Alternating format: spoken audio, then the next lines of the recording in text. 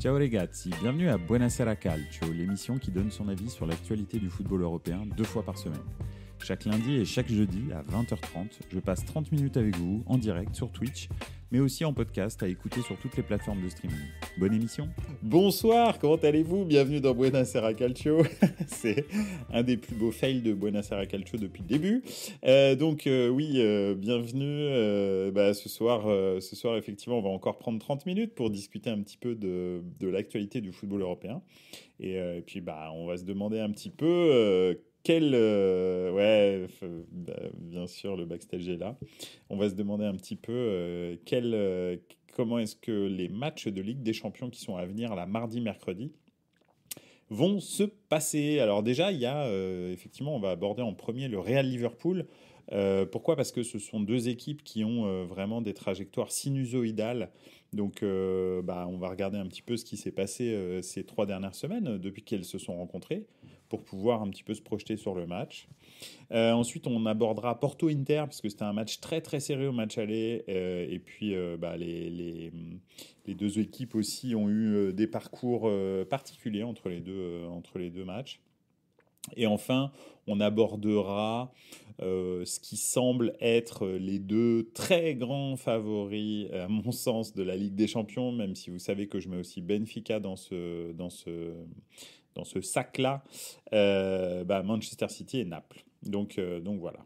Je vous propose, avec le micro, de commencer tout de suite par le Real et Liverpool. Alors, le Real et Liverpool ont eu 3 semaines très très mouvementées entre le match de Ligue des Champions et que Liverpool a perdu 5-2 à domicile, donc 2-5 plus exactement à domicile. Et maintenant, c'est vrai qu'on a eu, bien sûr, il y a eu ce retentissant Liverpool-Manchester United, ce 7-0 complètement hallucinant. Et je ne sais pas si vous vous souvenez, mais le lundi, lorsque dans Buonasera Calcio, j'ai débriefé ce match, j'ai dit que je ne savais pas si ce 7-0 était le dernier coup de semonce d'une équipe en fin de vie, enfin en fin de cycle, ou bien le premier coup de poing sur la table d'une équipe qui se réveille enfin. Le problème, c'est que effectivement derrière, Liverpool a joué Bournemouth ce week-end. Ils sont relégables, hein. Je me demande même s'ils sont pas derniers de Première Ligue.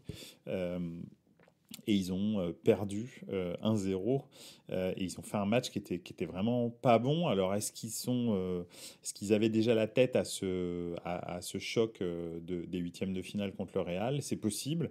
Ils ont une mission qui est monstrueuse devant eux, c'est-à-dire gagner 3-0 au moins au Bernabéu pour réussir à, à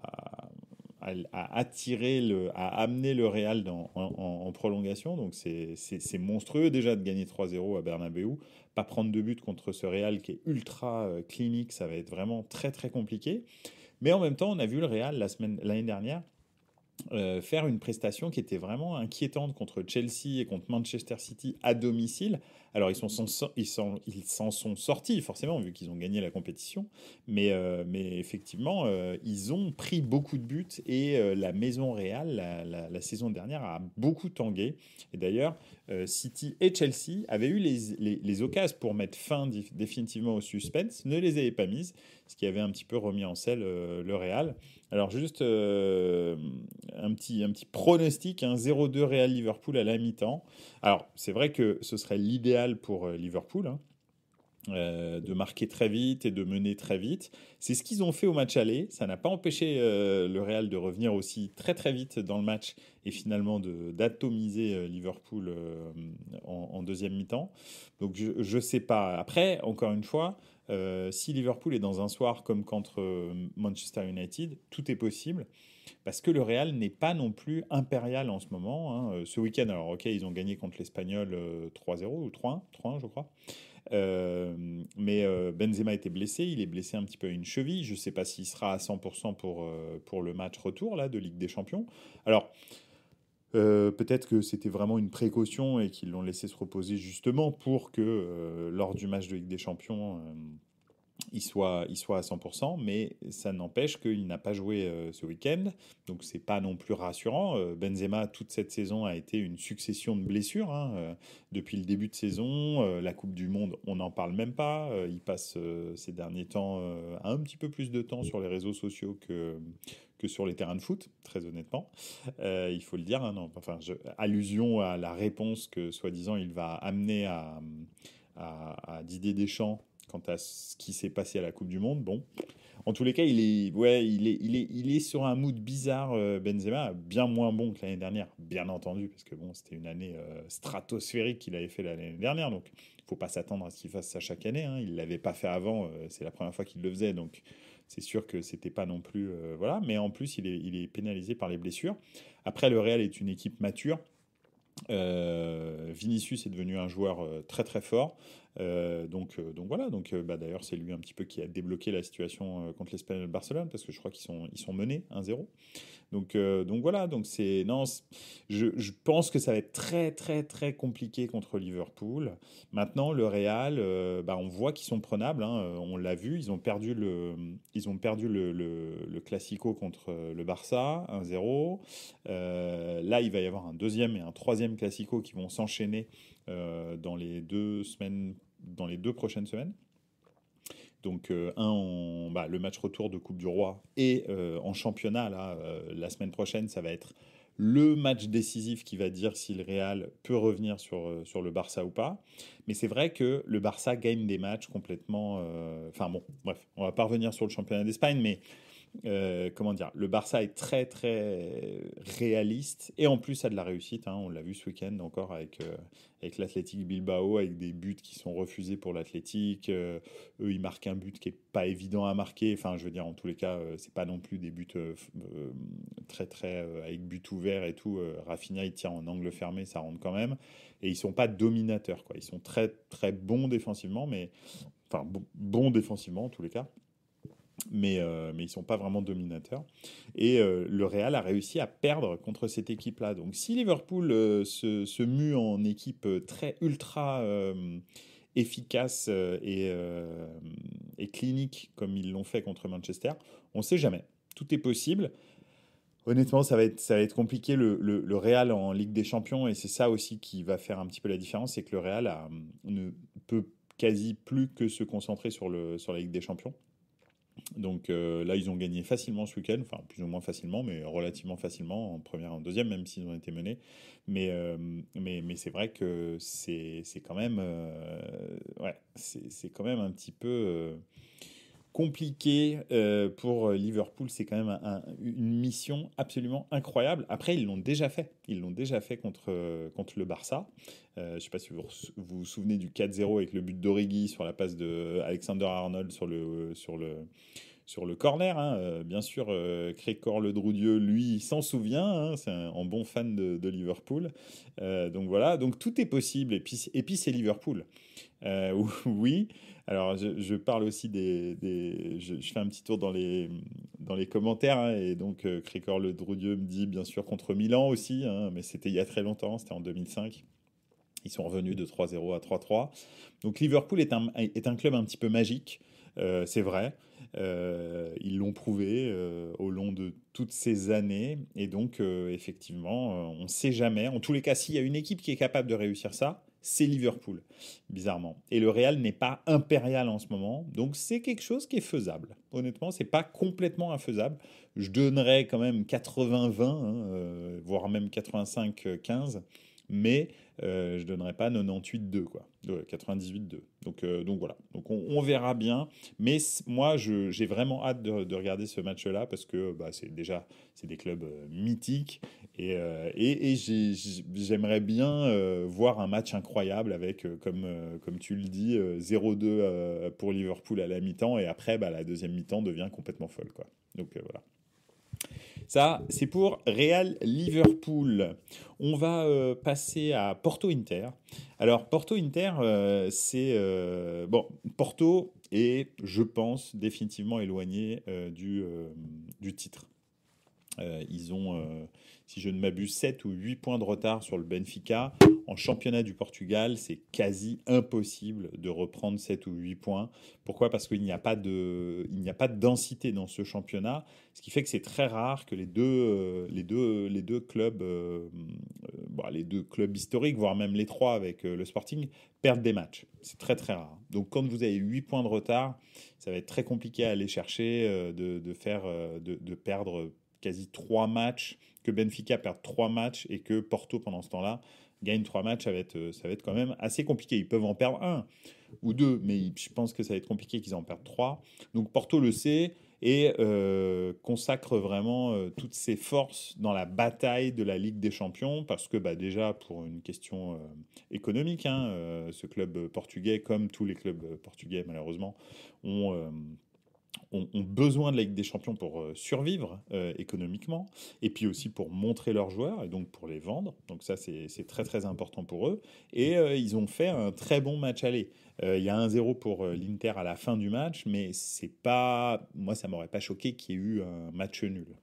À côté de ça, vous avez l'Inter qui est vraiment une équipe capable de tout. Franchement, vraiment capable de tout. Je pense que l'Inter est capable de battre tout le monde. Ils l'ont montré avec Naples en début d'année. Ils ont battu Naples quand même. Bon, alors que c'était le premier match de championnat post-Coupe du Monde, mais il faut le faire. C'est quand même pas tout le monde qui a battu Naples. Naples a 2 défaites. Alors oui, 2 défaites depuis le mois de janvier, mais parce qu'ils ont perdu contre la Lazio récemment. Mais ils ont que 2 défaites. Ils ont battu le Barça. Ils ont fait des matchs qui n'étaient pas ridicules contre le Bayern. Donc voilà, l'Inter est capable de très grandes choses, mais le FC Porto n'est pas à prendre à la rigolade. Le problème, c'est que l'Inter aussi est capable d'avoir des trous absolument incroyables.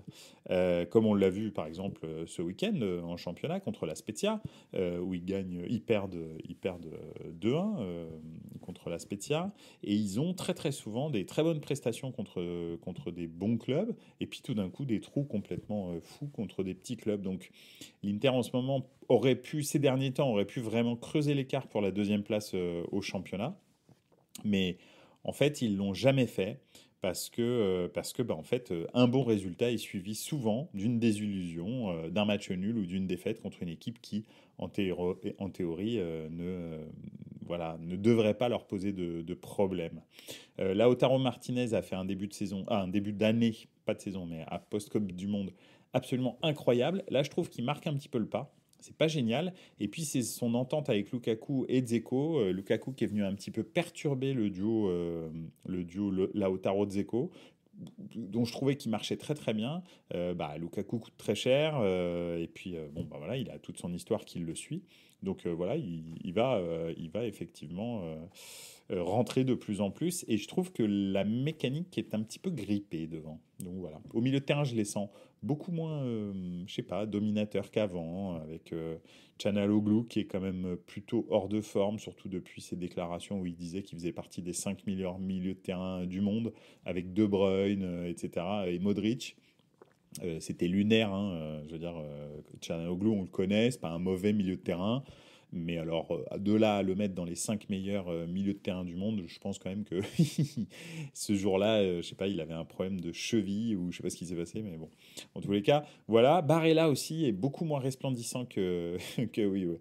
Je vois Okotonujo qui rigole avec Çalhanoğlu qui se dit faire partie des 5 meilleurs milieux de terrain du monde. Salut d'ailleurs Okotonujo, ça va très bien, et toi? Donc oui, effectivement, c'est vrai que voilà, c'est un petit peu plus compliqué pour l'Inter en ce moment. Et le FC Porto, lui, va tout consacrer sur la Champions League. Ils ont des très bons joueurs, le FC Porto. Franchement, moi, j'ai adoré le match Inter-Porto. J'ai trouvé que c'était un très très bon match. Et je pense que ça va être très compliqué pour l'Inter de garder la qualification à Porto. Franchement, les 2 clubs portugais cette année-là, le FC Porto et le Benfica, je les sens quand même très très chauds. Moi, j'adorerais qu'il y ait 7 équipes, comme c'est possible pour l'instant encore, 7 équipes italiennes en quart de finale de Coupe d'Europe, tout compris, la Conference League, l'Europa League et la Champions. S'il y avait 3 équipes italiennes en quart de finale, ce serait quand même un sacré coup de poing sur la table pour dire que la Serie A est de retour en Europe. Donc je suis à fond derrière l'Inter parce que vous connaissez mon amour pour le championnat italien. Mais c'est vrai que le FC Porto et les deux clubs portugais méritent franchement largement d'être en quart de finale. Parce que je trouve que ce sont deux très belles équipes. Et en l'occurrence, le Benfica, pour moi, est une équipe vraiment top niveau, quoi. Donc voilà. Donc ouais, effectivement, ça va être un match très compliqué pour l'Inter. S'ils arrivent à... Eh ben, salut Dave aussi. S'ils arrivent à, à conserver leur qualification en allant se qualifier à Porto, franchement, chapeau l'Inter. Ça voudra dire que vraiment, ils sont très, très, très costauds. Donc j'espère que ça arrivera. Peut-être qu'ils vont me surprendre. Ils seront peut-être dans un bon jour. Mais je sens que ça va être complexe. Enfin. Quoi qu'il en soit, si jamais vous devez regarder un match entre le FC Porto, enfin demain soir, franchement entre le Manchester City Leipzig et le FC Porto Inter, moi donc il y a 3 semaines, j'ai regardé justement le FC Porto Inter et je jetais un œil sur le City Leipzig qui était soporifique au possible, surtout en première mi-temps. Donc je vous garantis que si vous avez envie de vous amuser, à mon avis, le Porto-Inter sera le match à regarder ce soir-là en tous les cas, parce que bon, les affiches sont quand même pas folles. Hein, Manchester City, Leipzig, Porto-Inter, c'est très bien, mais c'est pas Real Liverpool ou bien, je sais pas, Paris Saint-Germain Bayern par exemple. Donc voilà. N'hésitez pas à vous mettre sur la chaîne qui retransmet Porto-Inter.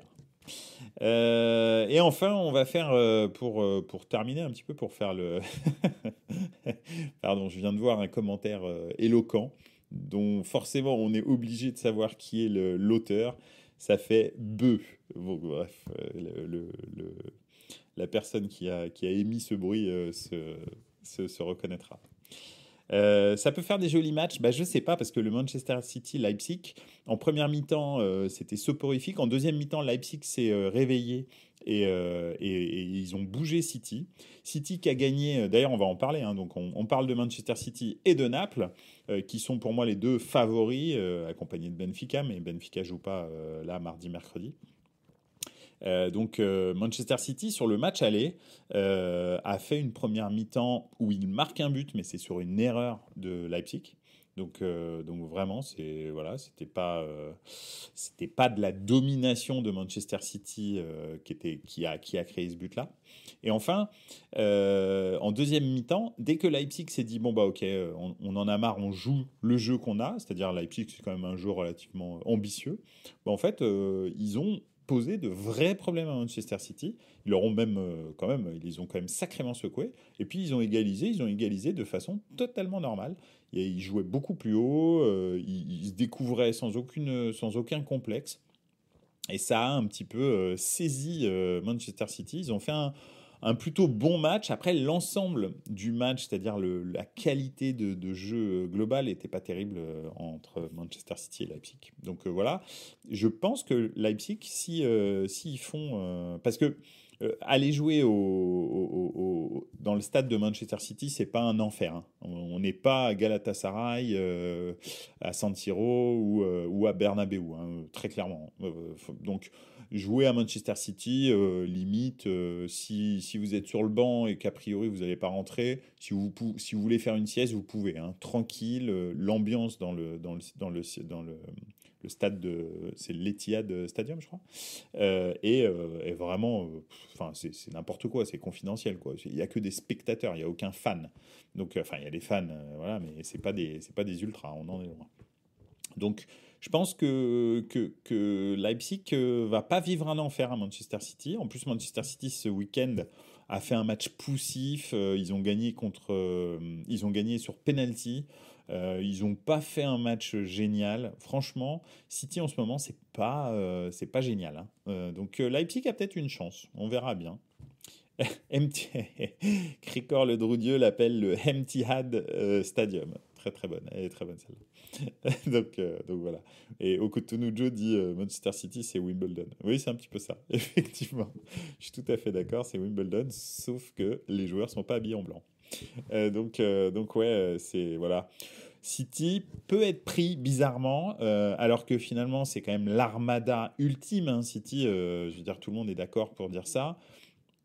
Probablement que c'est le meilleur effectif d'Europe, hein, il n'y a pas au-dessus. Ils ont des remplaçants à tous les postes et quand le remplaçant est blessé, ils ont un remplaçant en remplaçant qui limite est meilleur que le titulaire. Donc franchement, City en théorie devrait être vraiment ultra favori de cette Ligue des Champions. Ils sont vraiment pas dominateurs.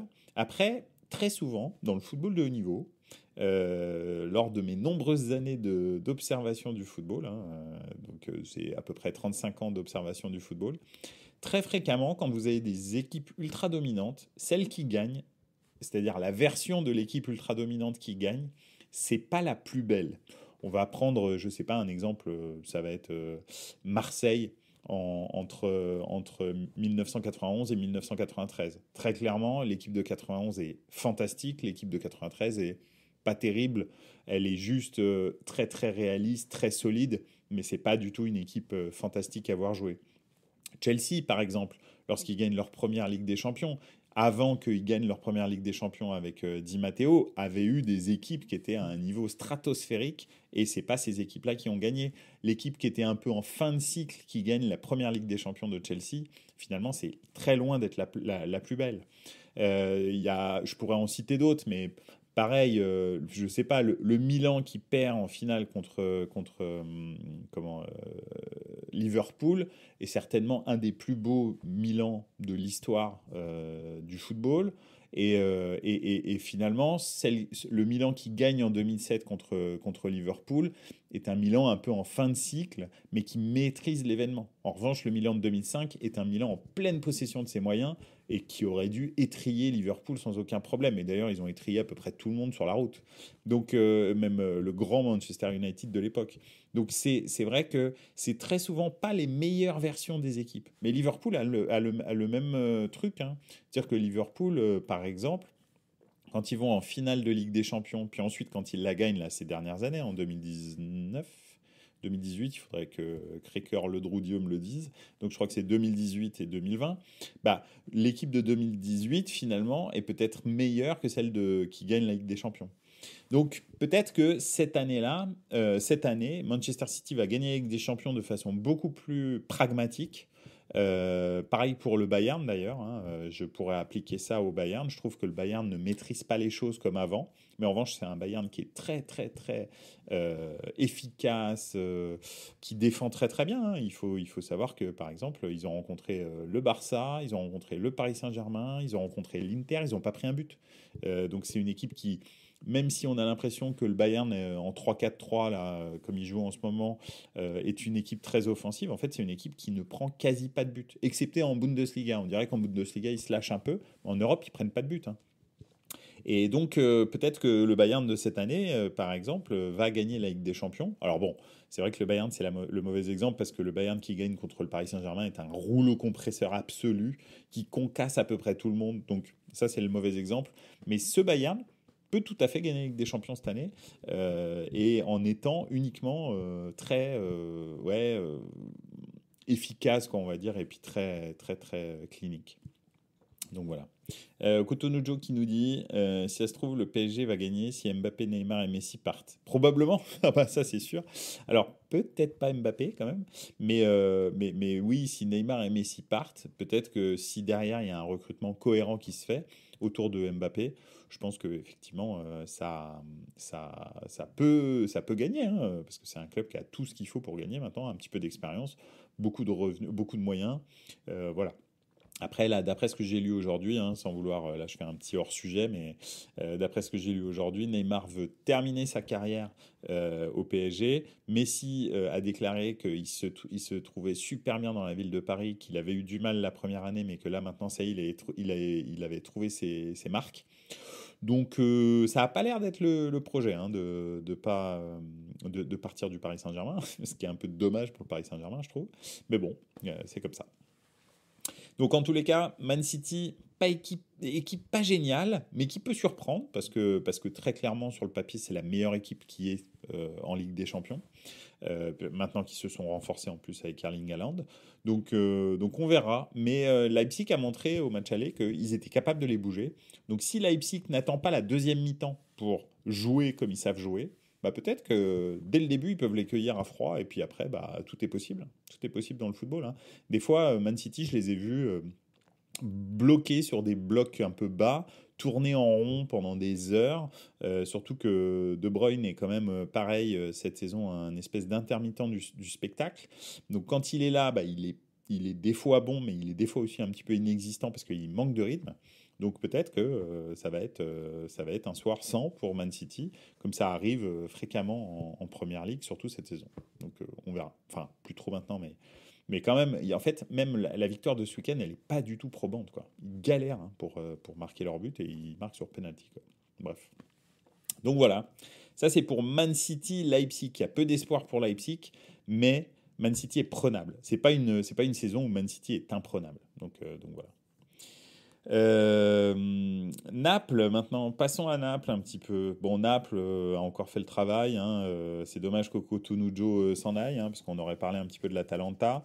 Alors malheureusement, étant donné que je suis un résident français, je ne peux pas voir l'Atalanta à la télé, je ne vois que des résultats, c'est dommage, parce que j'aimerais bien avoir des analyses un petit peu plus profondes sur l'Atalanta, mais vous savez que l'Atalanta, avec son sponsor un petit peu compromettant, ne peut pas être diffusé en championnat de France à cause de la régulation sur les investissements dangereux en France, donc en tous les cas risqués en France. Donc voilà pourquoi on ne voit pas l'Atalanta, mais le Napoli a mis 2-0 à l'Atalanta ce week-end, et puis Kvaratskhelia a fait du Kvaratskhelia, c'est-à-dire qu'à un moment donné, il est tout seul contre 7 joueurs et il met une lucarne. Bon bref. Il est injouable celui-là. Je ne sais pas où est-ce que ça va s'arrêter, mais c'est absolument incroyable ce joueur-là. Vraiment, je pense que c'est le talent le plus fracassant que j'ai vu depuis, mais au moins, je ne sais pas, 15 ans dans le football. La dernière fois que j'ai vu quelqu'un qui arrive et qui a cassé le football comme ça, je sais pas, j'ai j'ai même pas de souvenir. Je me demande si c'était pas, je sais pas, Michael Owen ou un truc comme ça. Mais il est, donc c'était plus que 15 ans. Mais il est arrivé de nulle part, la Géorgie et le Rubin Kazan, et il arrive dans un championnat majeur qui a un très bon niveau, avec des équipes de très haut niveau, c'est-à-dire il y a quand même 7 équipes qui sont de très haut niveau dans le championnat d'Italie. C'est ce qu'on voit en Europe, hein. Je veux dire, c'est pas un hasard si en huitième de finale de Coupe d'Europe, vous avez 7 clubs italiens sur 7 possibles, en fait. Et potentiellement autant en quart de finale. Parce qu'il y a une énorme densité en championnat d'Italie, qu'on le veuille ou non. Je suis désolé de le dire, mais c'est la réalité. C'est pas du chauvinisme, c'est vraiment de la réalité. Et ce gars-là arrive de nulle part, d'un championnat qui n'a pas du tout le niveau d'un des top championnats européens. Donc je dis top championnat européen, bien sûr, hein, Allemagne, Italie, Espagne et puis Angleterre. Et il arrive et il casse tout en fait. Mais vraiment, il casse tout. Donc franchement, c'est impressionnant. Si vous ne voilà, vous avez forcément entendu parler de Kvaratskhelia maintenant, vu qu'on est au mois de mars de l'année 2023. Au début, peut-être vous pouviez vous demander qui c'était, mais là maintenant, normalement, vous avez entendu parler de lui, mais peut-être vous ne l'avez pas vu jouer encore. Et si vous ne l'avez pas vu jouer, il faut regarder un match de Naples, au moins, pour comprendre à quel point ce garçon est complètement fou. Donc franchement, c'est vraiment incroyable. Donc voilà, un super Kvaratskhelia, un Osimhen qui est comme un poisson dans l'eau dans cette équipe ultra rodée du Napoli. Même s'ils ont perdu 1-0 contre la Lazio, ils avaient fait un très bon match contre la Lazio, hein. C'était pas un non-match, ils ne s'étaient pas passés à côté, c'est juste que la Lazio avait rendu une très très très bonne copie défensive et de contre. Donc franchement, un grand coup de chapeau à la Lazio, hein, qui avait gagné contre Naples il y a une semaine.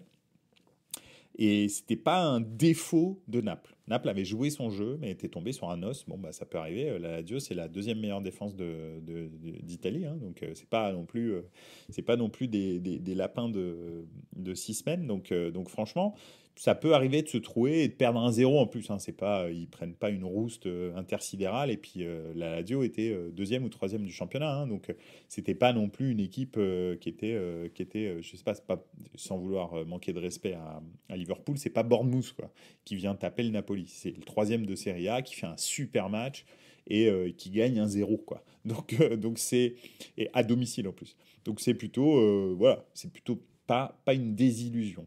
Et puis Naples a remis les pendules à l'heure contre l'Atalanta là. Et je pense très sincèrement que l'Eintracht n'a absolument rien à faire. Enfin, en tous les cas, je veux dire, ils n'ont strictement rien à espérer en huitième de finale.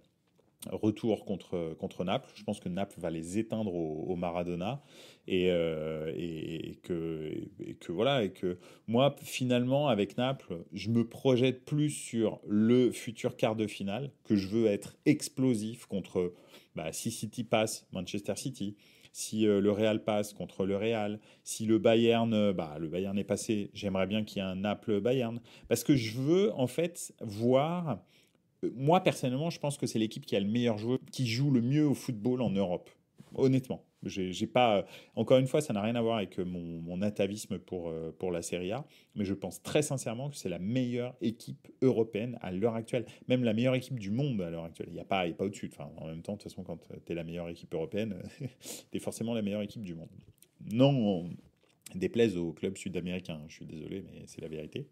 Donc voilà, et c'est vrai que j'ai vraiment hâte de voir Naples contre un très gros européen, voir un petit peu comment est-ce qu'il manage ça, et j'aimerais bien que ça arrive avant la finale, parce que Naples n'a pas l'habitude de ces rendez-vous footballistiques, on va dire vraiment à très très très haute tension. Et j'aimerais bien qu'il rencontre un gros européen bien avant la finale pour qu'en fait il se rôde un petit peu et qu'il n'ait pas la pression d'une finale de Ligue des Champions qui vienne un peu parasiter leur jeu. Je pense qu'en quart de finale, ils sont encore à même de jouer un petit peu avec l'insouciance qu'ils ont et de nous montrer réellement ce que c'est que leur niveau footballistique contre un très gros européen. Donc franchement, j'ai hâte de voir le quart de finale de Naples. Alors, si demain, je ne sais pas si c'est demain ou si c'est après-demain, mais je crois que c'est après-demain.